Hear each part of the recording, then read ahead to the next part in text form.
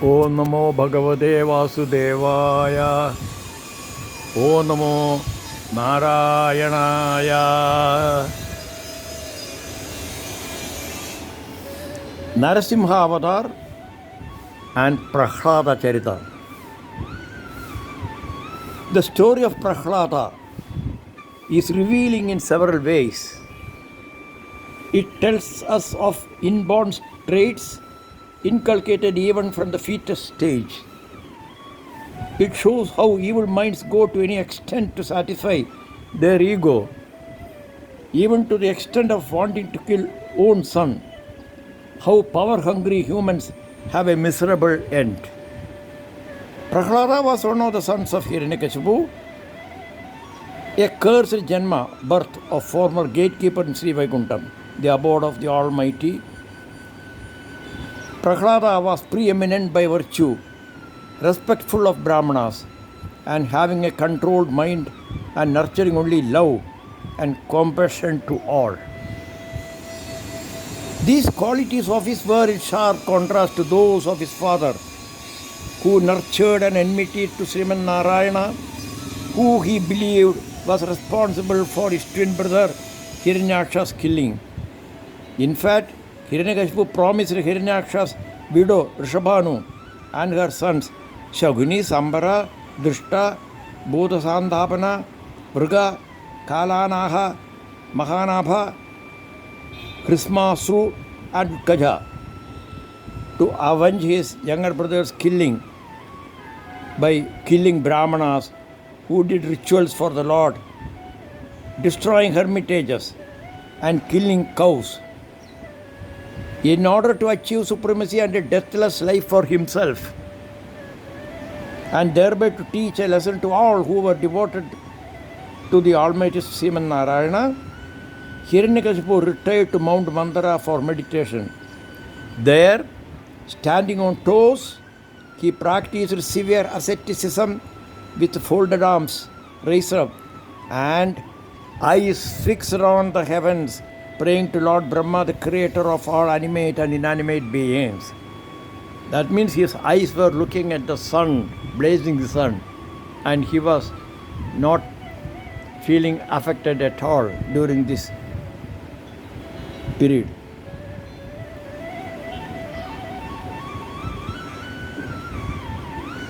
Prahlada's birth. In the meantime, taking advantage of Hiranyakashipu's absence, the Devas attacked the Daityas, and Indra carried away the wife Kayadu of Hiranyakashipu, fearing the frightful future at the hands of the child to be born to her, as she was pregnant at the time. At the instance of sage Narada, however, Indra allowed the latter, that is Devarshi Narada, to keep and protect Hiranyakashipu's wife. She became chastened and got attuned to the uttering of the name of Sriman Narayana. After hearing the discourses of Narada on the Almighty, his Maya, and realization of he being the only truth. It was thus that Prahlada in the womb got exposed to all things godly, and naturally, even as a child of less than 5 years of age, Prahlada started talking of the vanity of people, boasting of I and mine, and proved to be disinterested in materialistic pleasures associated with the kingdom. Here it's important to note there is a moral for all. When wife is pregnant, it is important in her presence through day and night to generate a positive atmosphere with good talk, good stories, hymns and music, as it will have a great influence on the fetus, as evident from the Prahlada story, and this has even been established through research studies.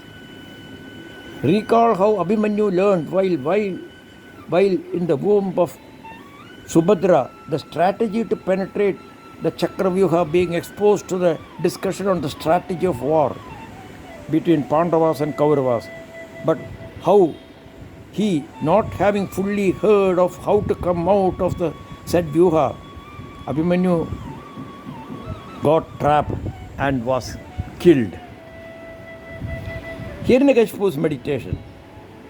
Hiranyakashipu was lost in intense meditation for 100 celestial years. That is 36,000 human years without even a drop of water. Such was the intensity of Hiranyakashipu's meditation for such a long period that a radiance appeared all around and fire was emitted from the crown of his head, causing consternation among the Devas. Approached by Devas who were alarmed at what was happening due to Hiranyakashipu's intense meditation, Lord Brahma appeared before Hiranyakashipu. At first, Lord Brahma could not see him as his body was covered all over with handles, grass and bamboo. Brahma sprinkled water from his kamandalu, whereby Hiranyakashipu emerged from the anthill, duly rejuvenated.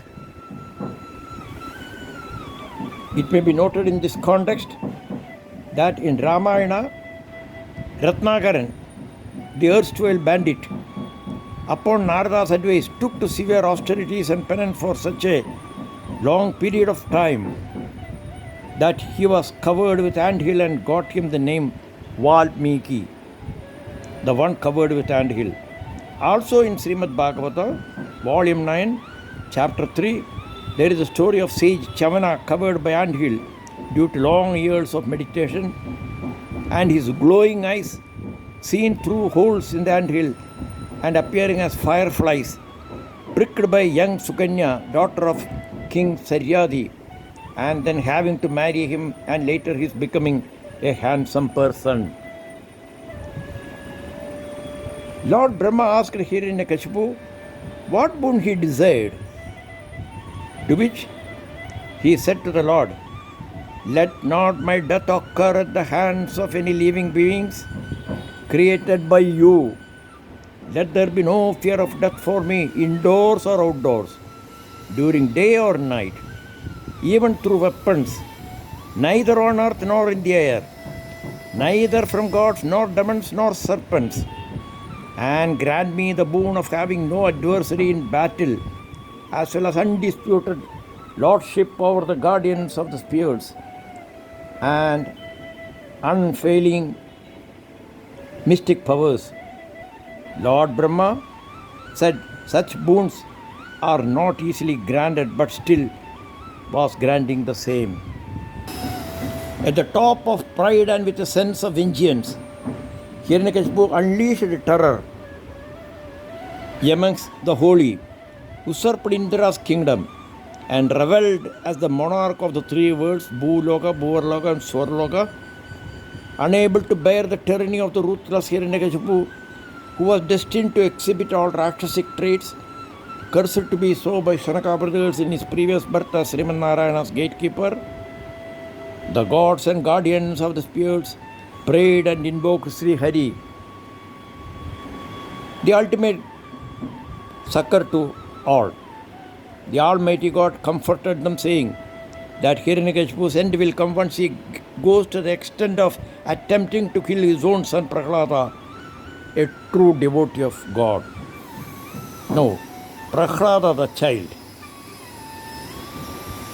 As a child, Prahlada looked like a dunce, being absorbed only in the thought of Sriman Narayana, so much so that he did not see the world as it appeared to others. Sitting, walking, eating, drinking, or whatever he was doing, his mind was not on the actions but on the Almighty. Prahlada was put under the tutorship of Sukracharya's two sons, Sanda and Amarka. After a course of study with them, Hiranyakashipu asked his son what he had learned so far, to which his reply was that instead of a life of ego with feelings of I and mine, it was better to return to the woods and meditate on Sriman Narayana. Thinking that some Brahmana might have brainwashed the child, Hiranyakashipu tasked the two tutors to find out the truth. To the inquisitive too, Prahlada gave an enlightening talk of how fallacious it is to think one is one's own and another is his own as a result of deluding potency caused by God's Maya. Keeping him in mind will dispel all false notions of I and mine and put one on the path to God realization instead of hankering after transient materialistic gains.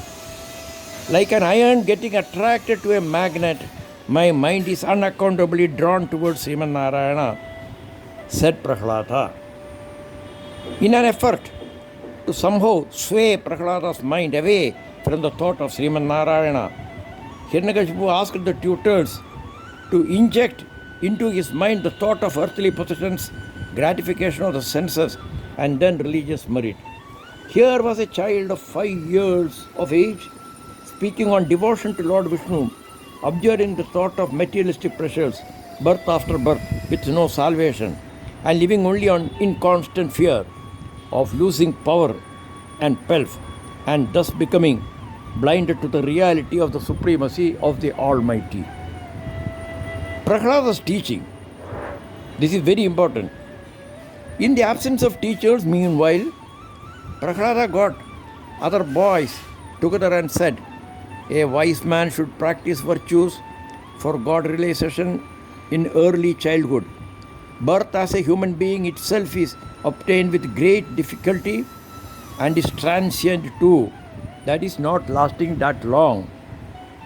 A wise man should not waste this life seeking only pleasures and falling into the whirlpool of transmigration without attaining the blessedness of the Lord. And now, here is an important narration by Prahlada. Out of the 100 years of human life, half of it is lost in blinding ignorance in the form of sleep. Out of the remaining 50 years, 20 will be gone in the form of infancy and childhood, with little scope for acquiring wisdom, and in the form of boyhood fully absorbed in play. And another 20 years rolled by in helplessness and in a condition of senility as old age sets in. What little time available passes away with the mind attached only to whom, full of unfulfilled desires, cares and worries. Where then can one find time to think of God unless there is a conscious effort to devote time along with family life to instill God in the mind? It is important to note Prahlada's advice has a relevance in today's world. That is, the importance of proper and positive environment to growing children and the need to inculcate in their tender minds values and faith in God, thereby creating a future generation loving and lovable, responsible and virtuous.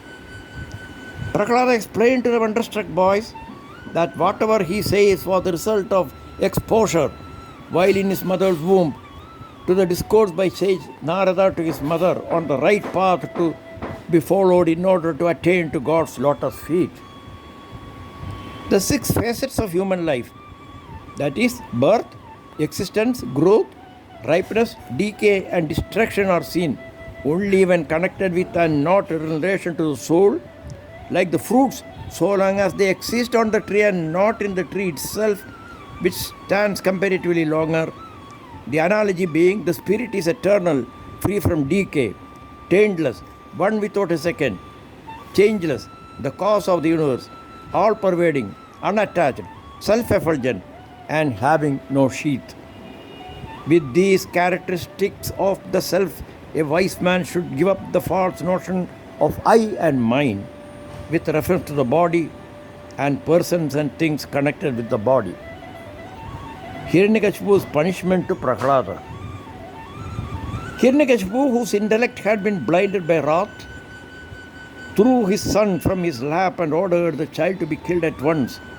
As the boy was talking only in praise of Lord Vishnu, who had killed his own son, Hiranyaksha, who had killed his own uncle, Hiranyaksha, Hiranyakashipu's attendants started to strike the 5-year-old with spikes and spears.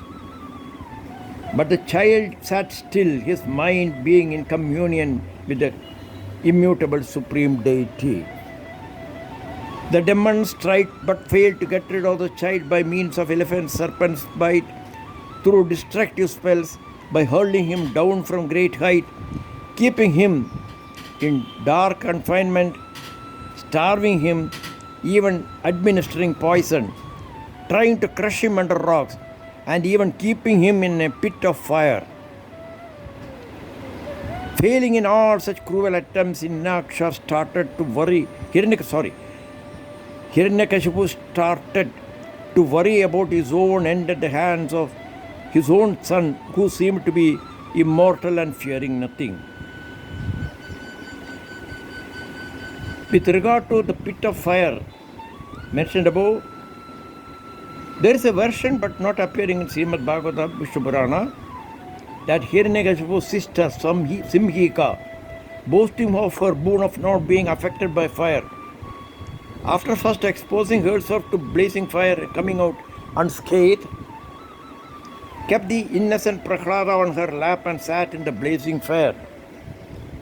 Her attempt was to cause Prahlada to be consumed with the fire while she herself would not be affected.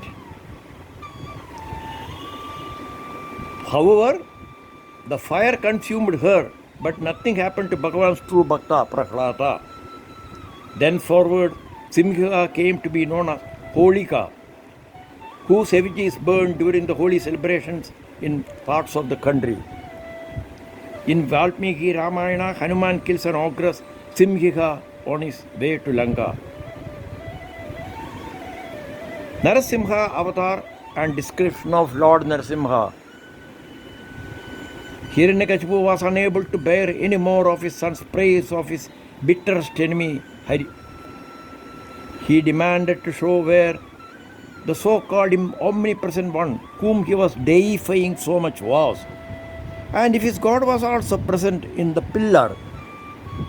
With uncontrollable anger and lost senses, Hiranyakashipu said, "How can there be another God other than myself? If so, let me see how he will save you, as I am just going to sever your head." So saying, sword in hand, Hiranyakashipu came down from his throne and with his mighty fist hit the pillar. Stambam Tatadadibala Somushtina, in order to test if Prahlada's God was therein too. Now, Narasimha emerges, a terrifying figure, a half man and a half lion, God's avatar as half Nara, half animal, emerged from the pillar, fierce eyes, face swollen with his dazzling hair and manes, fearful teeth and a tongue waving like a sharpened sword, exciting terror with the parting of jaw, the enormous body with a short, thick neck, a broad chest covered all over with hair, several arms extending on all sides, claws that served as weapons. All the quarters reverberated with the deafening sound of the crashing pillar. Hiranyakashipu stood wonderstruck at the sight of the weird form of a man-lion, Narasimha. Seizing Hiranyakashipu and sitting on the threshold, that means neither indoors nor outdoors, at that hour, dusk, that was neither day nor at night. The man-lion, that is neither only human nor only animal, nor Brahma's creation, kept him on the thighs, tore off his intestines with his claws. So no use of weapons here. Licked with his tongue the corners of his wide open mouth, his body all smeared with blood dripping from the entrails that he wore like a garland. It was a very frightening manifestation of Lord Sri Hari at that time.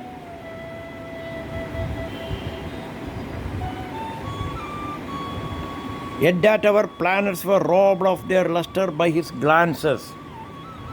His breath made oceans turbulent. frightened by his reverberating roar. The elephants guarding the quarters trumpeted in fright. The firmament was weird looking. The earth shook under the pressure of his feet. Nobody, not even Devas, could approach the Almighty God who sat on Hiranyakashipu's seat in that avatar state. Prahlada's eulogy of Lord Narasimha.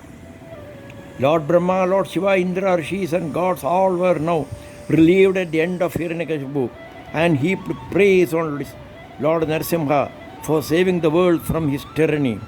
Sensing that Lord Narasimha, with his scary and furious countenance, could not be easily approached or pacified, Lord Brahma and others requested his Bhakta, to save whom the Almighty took this avatar, to pacify him and implore him to shed his Raudra Bhava, uncontrolled wrath, stance.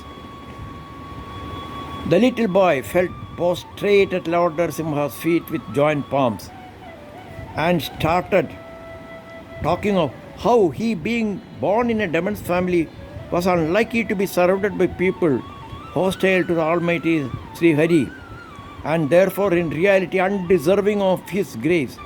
Even so, how lucky he was to have had his blessings by way of wisdom to follow the right path of love, friendship, service, ingrained thoughts of only him in every action, and to become one to be so blessed as to see God himself come before him in order to protect him. Prahlada said, "You are the inner controller of all created beings. It was you who were instrumental in Lord Brahma's enlightenment to start the creation process. It is you, the creator, and also the one who absorbs everything within you. The creator, the one who preserves, and then the destroyer, showing qualities of Satvika or Rajasika or Tamasika traits, the three modes of Prakriti. You have manifested yourself in several forms for the protection and preservation of the devoted, the pious, and all who seek your lotus feet. Now taking this form of man-lion and appearing as Narasimha of a Raudrabhava, you have bestowed on this child in the demon's family your grace that even Lord Brahma and others could not easily achieve." Lord Narasimha placed a hand on Prahlada's head with a benign look and told Prahlada to ask for any boon. Prahlada submitted that he did not want any boon, much less attachment and sense of possessions and desires that never cease. He did not see any merit in the feeling of this is mine and that is his. He asked for a position in Vaikuntham as a servant of his. He also sought the Lord's pardon for his father, though he had committed unpardonable sins. Lord Narasimha said that his father was already rid of all his sins with his touch, and blessed Prahlada to rule the kingdom, keeping in mind the good of the people and with mind fully devoted to him, and he will attain to his lotus feet. The Lord also said that Prahlada's name and fame will be remembered for all time to come, and whoever hears this story of Prahlada with devotion to God stands blessed. Lord Brahma heaped praise on the Almighty, who was merciful to those who seek his lotus feet, appearing in several manifestations to rid the world of evil and protect the innocent and devout, and how he himself got enlightenment in the beginning of this kalpa. Lord Narasimha advised Lord Brahma never again to grant the kind of boon as given to Hiranyakashipu, and then suddenly disappeared. Maivam varo suranam te pradeya patva sambhava. O lotus born, never again grant such boons to asuras. Narayana Narayana Akhila Guru Bhagavan Namaste Satchidananda Rupaya Vishwolpatyadi Hedave Tapatre Vinashaya Sri Krishnaya Vayam Namaha Sri Hare Namaha Sri Hare Namaha Krishna Krishna Narayana Narayana Namo Bhagavate Vasudevaya Vasudevaya Namaha Sri Krishna Krishna Arpanamastu.